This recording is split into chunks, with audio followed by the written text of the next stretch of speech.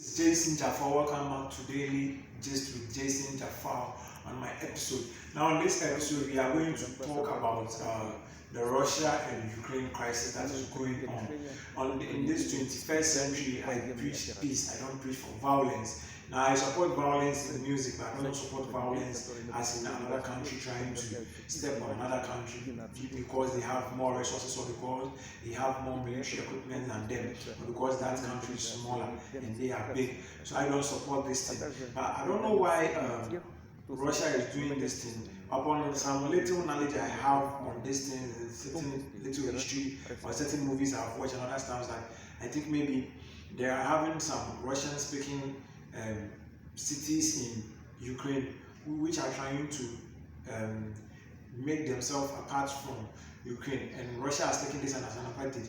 Now, from yesterday and the day before yesterday, what we were hearing was Russian President Vladimir Putin came out and he was saying they are not attacking Ukraine, but rather they are just sending peace troops.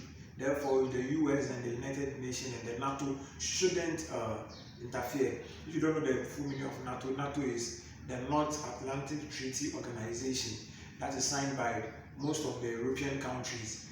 They come together to protect their territories, and Russia is part of this North Atlantic Treaty Organization.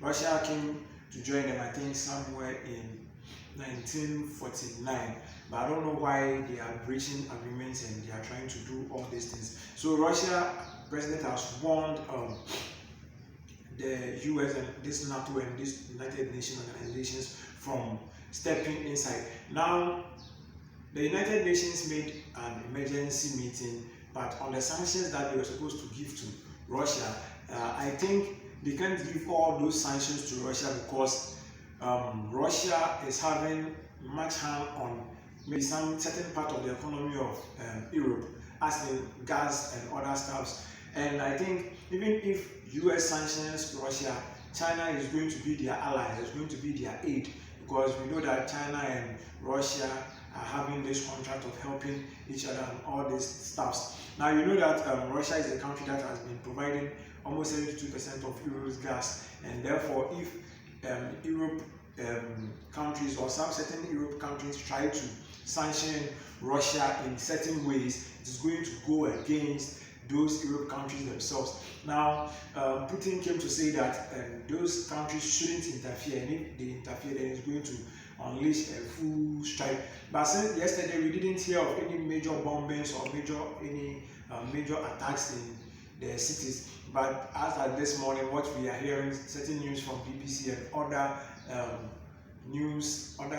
worldwide news platforms are saying Russia has made several strikes in certain parts of Ukraine, that is the capital Kiev and other areas in Ukraine. So I'm saying we are not preaching for these things to go far. We don't know what they want, but I think these things, certain things can be settled in a different way, because just because you have much power than another country doesn't mean you should attack that country and take whatever you want to take at any time that you want to take.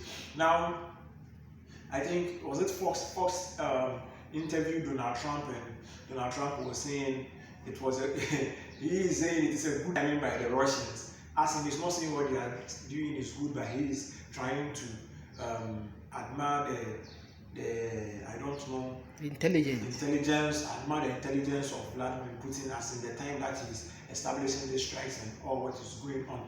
And as at now that I'm talking, Russia has deployed over 200,000 troops into the borders of Ukraine, and certain CCTV camera footages are showing certain bombings and certain things that is going on in certain parts, and mostly the capital of Ukraine, that is Kiev. And you can see that as at this morning, the traffic on the road, which due to while people are trying to move from the capital and they are trying to find shelter in the neighboring countries like Poland and others, so that they can evacuate from the capital. And also the government was sounding sirens of emergency. That means people should stay in their rooms, or they should be careful with their movement and other stuff. So you can see that there are major traffics on many roads in the capital of Ukraine, that is Kiev, and other parts.